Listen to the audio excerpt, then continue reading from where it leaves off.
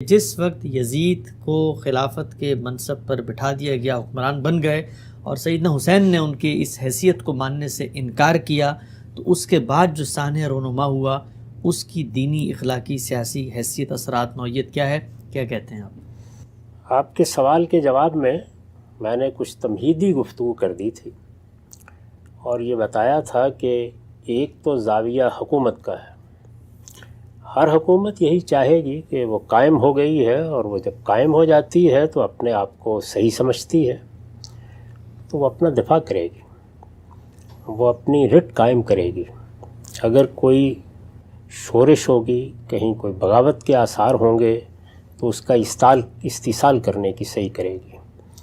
اس میں بعض اوقات سخت اقدامات کی ضرورت بھی پڑ جاتی ہے، اور میں نے یہ عرض کیا تھا کہ اگر ہم حکومتوں کی تاریخ پڑھیں، وہ بنو امیہ کی ہوں، بنو عباس کی ہوں، عثمانیوں کی ہوں، مغلوں کی ہوں، تو آپ کو جگہ جگہ یہ ذکر ملے گا کہ فلاں علاقے میں فلاں جگہ پر اس طرح لوگ جمع ہو رہے تھے، فلاں شخص نے کچھ تہور کا مظاہرہ کیا، یہ معلوم ہوا کہ حکومت کو کوئی چیلنج درپیش ہو رہا ہے، تو اس طرح کے اقدامات کیے گئے اور شورش یا بغاوت کے اثرات وہ ختم کر دیے گئے۔ تو حکومت کی طرف سے یہ چیزیں شب و روز ہوتی ہیں۔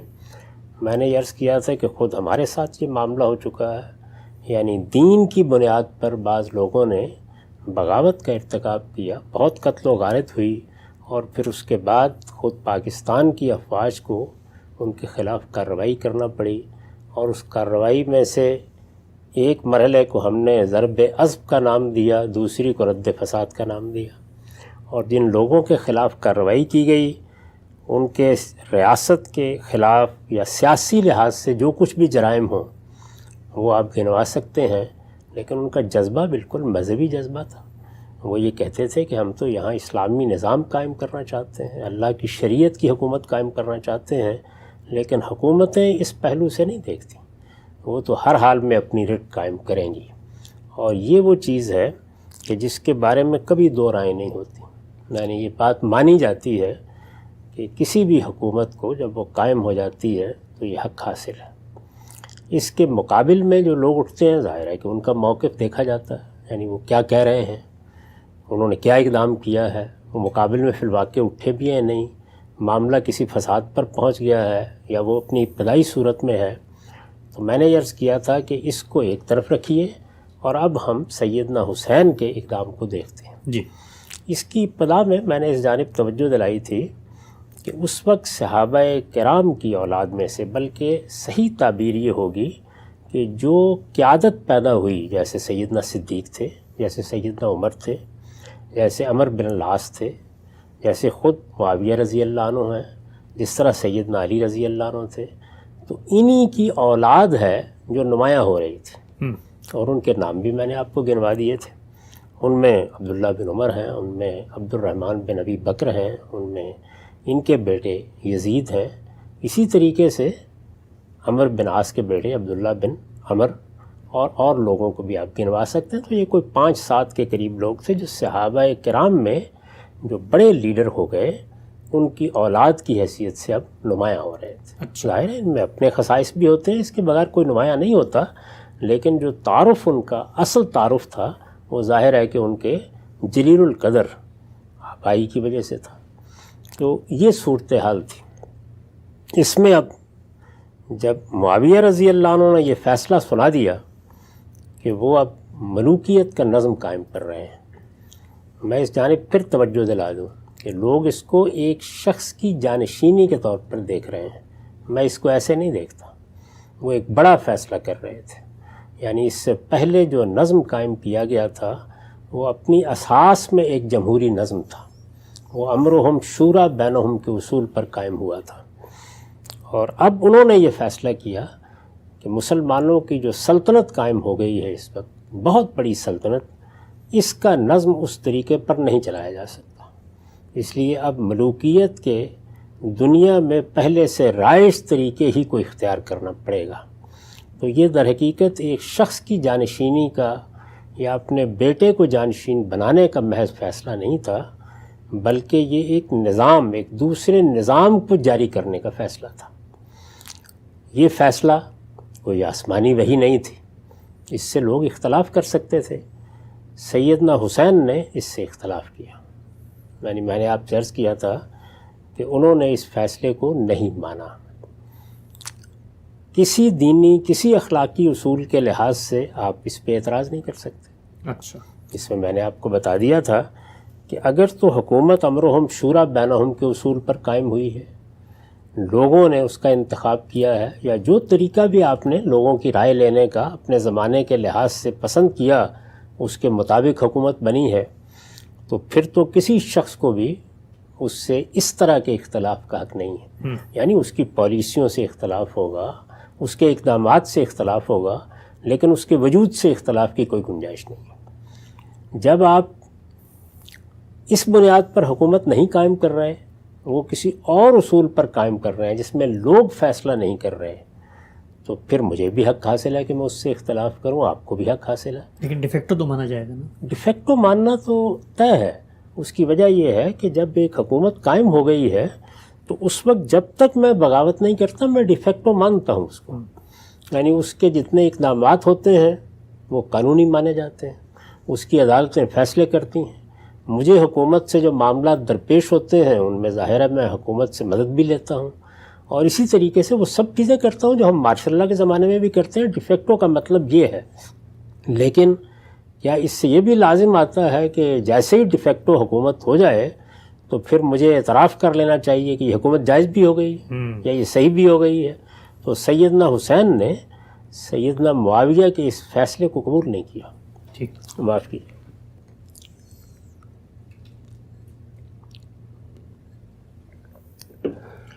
انہوں نے اس فیصلے کو قبول نہیں کیا۔ میرے نزدیک وہ اس کا حق رکھتے تھے۔ وہ اگر اس پر برملا تنقید کرتے، لوگوں کو یہ کہتے کہ یہ غلط فیصلہ ہوا ہے، اس پر بھی ان کے خلاف کوئی کارروائی اخلاقی لحاظ سے جائز نہ ہوتی۔ یہ تنقید کا حق ہر شخص کو حاصل ہے، اور ہم مسلمانوں کے ہاں تو یہ ایک فریضہ بن جاتا ہے۔ ہمیں تو یہ بتایا گیا ہے کہ ایسے ہر موقع کے اوپر ہمیں حق کی شہادت دینی ہے۔ تو اس وجہ سے معاملہ دین کا ہے، معاملہ اخلاقی ہے، معاملہ کسی تدبیر اور سیاست کا ہے۔ وہ چونکہ سب لوگوں سے متعلق ہے، کسی کا شخصی معاملہ نہیں ہے، اور میں سمجھتا ہوں کہ یہ بنیادی طور پر غلط ہے یا فرعی طور پر غلط ہے، تو میرا حق ہے کہ میں اس پر تنقید کروں، شائستگی کے ساتھ بتاؤں اس میں کیا غلطی ہے۔ تو پہلا مرحلہ کیا ہے کہ مجھے اس سے اختلاف ہے۔ اختلاف ہے تو کوئی شخص بھی اس کو جرم نہیں قرار دے سکتا۔ سیدنا حسین نے اختلاف کیا۔ دوسرا مرحلہ کیا ہے؟ میں اس پہ تنقید کروں، میں یہ کہوں کہ میں اس کو نہیں مانتا، میں لوگوں کو بتاؤں، اس کو بھی کسی لحاظ سے غلط نہیں کہا جا سکتا۔ لیکن انہوں نے یہ کام بھی نہیں کیا۔ مدینے میں وہ تھے، ان سے بیعت کا تقاضا کیا گیا۔ میں یہ عرض کر چکا ہوں کہ بیعت ووٹ دینے کا عمل نہیں ہے جیسے کہ لوگ سمجھتے ہیں۔ یہ جب حکومت قائم ہو جاتی ہے تو وہ اطاعت کا عہد لیتی ہے لوگوں سے۔ یہ قدیم طریقہ تھا، آج کے زمانے میں اس کی صورتیں بدل گئی ہیں۔ تو عہد اطاعت لینے کے احکام تمام گورنروں کو دیے گئے کہ وہ عہد اطاعت لیں، اور ہر جگہ لوگوں سے عہد اطاعت کا مطالبہ کیا جا رہا تھا۔ اس کی بہت سی تفصیلات آپ کو تاریخ میں مل جائیں گی۔ مدینے میں سیدنا حسین سے بھی یہ مطالبہ کیا گیا۔ میں نے یہ لفظ استعمال کیا تھا کہ انہوں نے گریز کیا اس سے، انکار نہیں کیا۔ اس میں جو واقعہ بیان ہوا ہے میں اس کو بھی موضوع نہیں بنا رہا۔ یعنی انہوں نے گریز کیا اور خاموشی کے ساتھ وہاں سے نکل گئے۔ وہاں سے وہ مکہ آئے، ایک بڑی شخصیت ہے، ان کی ایک حیثیت بھی ہے۔ مکے میں لوگ حج کے لیے آئے ہوئے تھے، حج کے ایام تھے، وہاں آ کے وہ یہ کر سکتے تھے کہ وہ لوگوں سے بات کرتے، وہ کوئی خطبہ بھی دیتے، وہ اپنا نقطہ نظر بھی پیش کرتے، وہ شدید تنقید بھی کرتے۔ یہ سب چیزیں بھی اگر وہ کرتے تو ان میں سے کسی اقدام پر بھی اخلاقی لحاظ سے کوئی اعتراض نہیں ہوتا۔ اچھا، لیکن انہوں نے یہ بھی نہیں کیا، اور اس کے بالکل برخلاف ایک دوسری اسکیم اپنے پیش نظر رکھی، اور وہ اسکیم یہ تھی کہ چونکہ ان کے گرامی قدر والد سیدنا علی رضی اللہ عنہ کوفہ میں مقیم رہے تھے، اور وہاں ان کے بہت سے ہمدرد اور ان کے نقطہ نظر کی تائید کرنے والے ان کے ساتھی، جن کو اس زمانے میں عربی زبان کی اصطلاح کے لحاظ سے، آج کے زمانے کی اصطلاح کے لحاظ سے نہیں، شیعان علی کہا جاتا تھا۔ تو ایک بڑا گروہ ان کا خیال تھا کہ وہاں موجود ہے۔ ان کی طرف سے کچھ خطوط بھی ان کے پاس تھے کہ وہ ان کا ساتھ دینے کے لیے تیار ہیں۔ تو انہوں نے بڑی صحیح اسکیم اپنے سامنے رکھی کہ بجائے اس کے کہ وہ حرمین کو کسی انتشار میں مبتلا کریں، یعنی آپ یہ دیکھیے کہ سیدنا عثمان نے مدینے کی حرمت کو قائم رکھنے کے لیے جان دے دی۔ میں نے یہ عرض کیا تھا کہ ان کے اس اقدام پر نقد کیا جا سکتا ہے تدبیر کے لحاظ سے، لیکن یہ کتنا غیر معمولی اور کتنا پاکیزہ جذبہ ہے۔ تو سیدنا حسین نے بھی اس کا پورا خیال رکھا، یعنی نہ انہوں نے کوئی انتشار یا فساد مدینے میں برپا کرنا چاہا، نہ مکے میں ایسا کوئی اقدام کیا۔ ان کا خیال تھا یہ ایک بالکل سیاسی اقدام ہے، تو مجھے حرمین سے باہر جا کر اس کے لیے سوچنا چاہیے، اور اس میں کوفے سے بہتر کوئی جگہ نہیں ہو سکتی تھی۔ اگر آپ حکمت عملی کے لحاظ سے بھی دیکھیں کہ چونکہ وہ ان کے والد کا دارالحکومت بھی رہا تھا، وہاں ان کے بہت سے جاننے والے بھی تھے، ان کے ساتھ محبت رکھنے والوں کی تعداد بھی تھی، اور وہاں سے اگر کسی ابتدا کسی اقدام کی جاتی تو اس میں حرمین کی حرمت پر بھی حرف نہ، بہت اہم بات، یعنی یہ بڑی اہم چیز ہے جس کو ملحوظ رکھنا چاہیے۔ اس کا پورا لحاظ کرتے ہوئے وہ روانہ ہوئے۔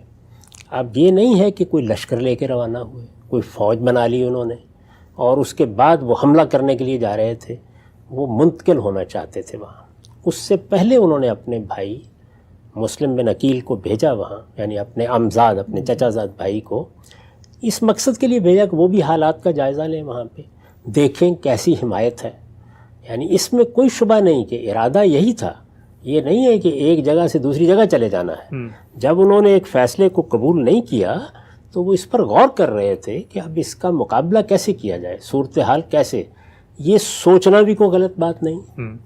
میں یہ عرض کر چکا کہ اگر تو حکومت امرہم شورا بینہم کے اصول پر قائم ہوئی ہے تو یہ سوچنا بھی غلط ہے، لیکن اگر وہ اس اصول پر قائم نہیں ہوئی تو آخر کیا یہ طے ہے کہ دنیا میں جب ملوکیت قائم ہو جائے گی یا امریت قائم ہو جائے گی، جب کوئی مارشل لا لگ جائے گا تو ہم یہ سوچیں گے بھی نہیں کہ اس کو ختم کرنا ہے؟ ہوگا نا، یہ اپنے اپنے زمانے کے لحاظ سے ہوگا۔ آج ہو سکتا ہے ہم اور طریقے سے سوچیں، اس زمانے میں اور طریقے سے سوچیں، تو یہ سوچنا بھی کوئی بری بات نہیں تھی۔ یہ ارادہ کرنا کہ میں وہاں جا کے حالات کا جائزہ لوں گا اور اس کے بعد یہ دیکھوں گا کیا اقدام کرنا ہے، اس میں بھی کوئی چیز قابل اعتراض نہیں ہے۔ تو وہ اپنے خاندان کے لوگوں کو، چند ساتھیوں کو جو ان کے ساتھ جانے کے لیے تیار تھے، وہ لے کے نکلے۔ یہ کوئی لشکر نہیں تھا، کوئی بغاوت نہیں تھی، ان میں سے کوئی چیز نہیں تھی۔ اب اس کے بعد ظاہر ہے کہ حکومت پریشان بھی تھی۔ وہ یہ دیکھ رہے تھے کہ یہاں پر ان کے اثرات موجود ہیں۔ وہ یہ بھی دیکھ چکے تھے کہ مسلم بن عقیل کے آنے کے اوپر ان کا غیر معمولی استقبال لوگوں نے کیا ہے۔ تو حکومت کا اپنا ایک رد عمل ہے، جس کی طرف میں عرض کر چکا کہ حکومتیں بالعموم اور جو ملوکیت یا استبداد کے اصول پر حکومتیں قائم ہوتی ہیں وہ ایسی ہی حساس ہوتی ہیں۔ اس طرح کے آج بھی ایسا ہی ہے، یعنی سعودی حکومت بھی ایسے ہی کرے گی۔ تو حکومت جو کچھ کر رہی تھی وہ ہم پہلے عرض کر چکے ہیں کہ وہ اس کے اپنے دائرے میں ان اقدامات کے بارے میں بھی آپ کہہ سکتے ہیں کہ حکومتیں ایسے یہی کرتی ہیں۔ لیکن اگر آپ اخلاقی اصولوں کے اوپر دیکھیں تو ایک شخص یہ مان لیجئے کہ یہی ارادہ کر رہا ہے کہ اگر حالات سازگار ہوئے تو بغاوت کر دوں گا، تو اس میں بھی آپ کیا کر سکتے ہیں؟ زیادہ سے زیادہ بات کریں گے نا۔ اس نے تو ابھی اپنے اس ارادے کا کوئی برملا اظہار بھی نہیں کیا، صرف قرائن سے اندازہ لگائیں گے یہ ارادہ ہے، وہاں منتقل ہو رہے تھے۔ تو میرے نزدیک زیادہ سے زیادہ حکومت کو جو اخلاقی حق حاصل تھا وہ یہ کہ اس نے یہ خیال کیا کہ بغاوت ہو سکتی ہے، یہاں لوگ ان کے ساتھ نکل سکتے ہیں، بڑا خلفشار پیدا ہو سکتا ہے۔ حکومت کے زاویے سے میں عرض کر رہا ہوں، تو وہ سیدنا حسین کو وہاں آنے دیتی، کیونکہ کسی شخص کے کسی دوسری جگہ آنے پر تو آپ پابندی نہیں لگا سکتے، آنے دیتی، اور وہ ظاہر ہے کہ کہیں آتے، کہیں آ کے ٹھہرتے، کچھ لوگ ان کا استقبال کرتے۔ تو زیادہ سے زیادہ یہ ہے کہ شہر کو تو وہ کنٹرول کر چکے تھے، ان کو ان کے گھر میں نظر بند کر دیتے اور وہاں ان کے ساتھ مذاکرات شروع کر دیتے، جو سیاسی طریقے ہوتے ہیں۔ اس کے برخلاف انہوں نے یہ کوشش کی کہ نہ صرف یہ کہ ان کو شہر سے باہر روک دیا جائے، بلکہ اس وقت تک شہر میں داخل نہ ہونے دیا جائے جب تک کہ وہ بیعت نہ کر لیں، یعنی اخلاق کی بیعت کرنے کا مطلب کیا ہے کہ وہ اخلاقی طور پر اس کے پابند نہ ہو جائیں کہ وہ حکومت کے خلاف ایسا اقدام نہیں کریں گے۔ بیعت کا مطالبہ کرنے کا مطلب یہ ہے کہ وہ اطاعت کا عہد کر لیں، اور ظاہر ہے کہ وہ ایک ایسی شخصیت ہے کہ اگر وہ اطاعت کا عہد کر لیں گے تو پھر تو نہیں توڑیں گے نا۔ ابھی تک وہ کسی عہد میں نہیں بندھے ہوئے، اس کا پورا امکان ہے کہ وہ وہاں آ کے یہ دیکھیں کہ حالات سازگار ہیں، حکمت عملی کے لحاظ سے میں اقدام کر سکتا ہوں تو وہ اقدام کریں۔ تو حکومت تو پیش بندی کر رہی ہے، اس کو پیش بندی کا حق ہے، لیکن پیش بندی کرتے وقت جو اس نے اقدام کیا ہے وہ اقدام قابل اعتراض ہے۔ کس لحاظ سے؟ سیاسی لحاظ سے قابل اعتراض ہے، اس لیے کہ جب آپ اس طرح کا مطالبہ کریں گے کہ ابھی اسی وقت سرنڈر کر دیا جائے تو ہو سکتا ہے کہ آگے سے قبول نہ کیا جائے۔ پورا امکان یہی تھا کہ قبول نہ کیا جائے۔ جب قبول نہیں کیا جائے گا تو آخری مطالبہ کر دینے کا مطلب ہے کہ تلوار نکل آئے گی اب۔ تو اس لیے سیاسی بصیرت رکھنے والے لوگ کبھی اس آخری جگہ پر نہیں جاتے۔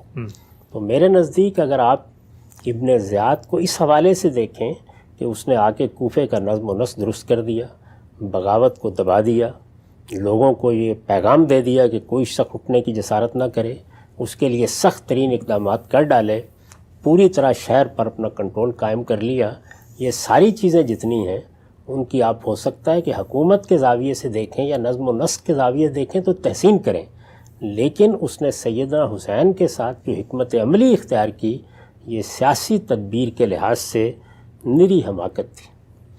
اور جب آپ سیاسی تدابیر میں حماقت کرتے ہیں تو اس کے بعض اوقات بڑے برے نتائج نکلتے ہیں، خاص طور پر اگر آپ کے مقابل میں غیر معمولی شخصیات ہوں تو یہ نتائج اور بھی زیادہ خطرناک ہو جاتے ہیں۔ چنانچہ جب اصرار کیا گیا اس بات پر، میں پھر عرض کر دوں کہ جو صحیح طریقہ تھا وہ یہ تھا کہ ان کو آنے دیا جاتا، کیونکہ آپ اگر کوئی شخص اپنے خاندان یا اپنے چند احباب کے ساتھ ایک جگہ سے دوسری جگہ آ رہا ہے تو اس کے راستے میں رکاوٹ کس اصول پر پیدا کریں گے؟ اس نے ابھی تک کسی تخریب کا ارتکاب نہیں کیا، اس نے کوئی فساد پیدا نہیں کیا، اس نے کوئی لشکر کشی نہیں کی، اس نے کوئی بغاوت نہیں کر ڈالی۔ وہ جو کچھ کر رہا ہے وہ یہ ہے کہ وہ آپ کی حکومت کو ابھی مان نہیں رہا۔ یہ ایک سیاسی اختلاف ہے۔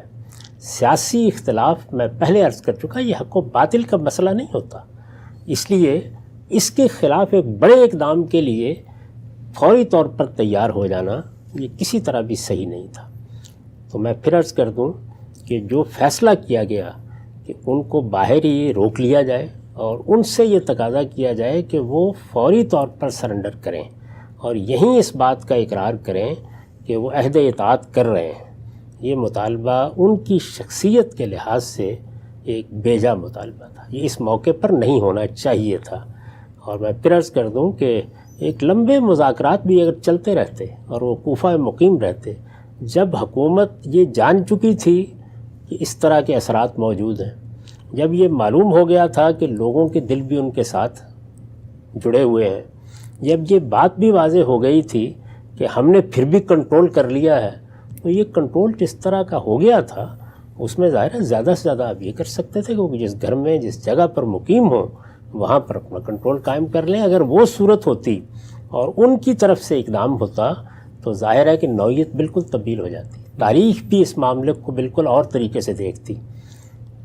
معاویہ رضی اللہ عنہ نے سیدنا علی کی حکومت کو قبول کرنے سے انکار کر دیا تھا، ہم یہ گفتگو کر چکے ہیں، لیکن معاویہ رضی اللہ عنہ اپنے چند اہل و عیال کے ساتھ نہیں کھڑے تھے قصاص کا مطالبہ لے کے، وہ ظاہر ہے کہ ایک پورے علاقے کے حکمران تھے، لوگ اسی حیثیت سے ان کے ساتھ کھڑے تھے، انہوں نے گورنری سے دستبردار نہیں کر لیا تھا اپنے آپ کو، ایک لشکر ایک جم غفیر ان کے ساتھ تھا، اس میں سیدنا علی نے ان کے خلاف اقدام کا فیصلہ کیا صفین میں، اور یہ معلوم ہے کہ حملے کی ابتدا سیدنا علی کی طرف سے ہوئی، لیکن اس کو دیکھیے تاریخ بالکل اور زاویے سے دیکھتی ہے۔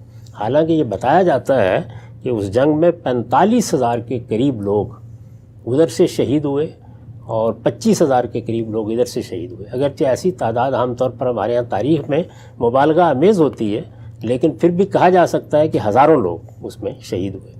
اسی طرح کا معاملہ جنگ جمل کے موقع پر پیش آیا، وہاں بھی سیدنا علی اپنی حکومت کی ریٹی قائم کر رہے ہیں، یعنی جو حکومت قائم ہو چکی ہے اس کے خلاف اٹھنے والے لوگوں کے خلاف ہی اقدام کر رہے ہیں، لیکن خلاف اٹھنے والے لوگ ایک لشکر کی صورت میں ہیں، وہ اپنے مطالبے میں کھڑے ہیں جس طرح کے۔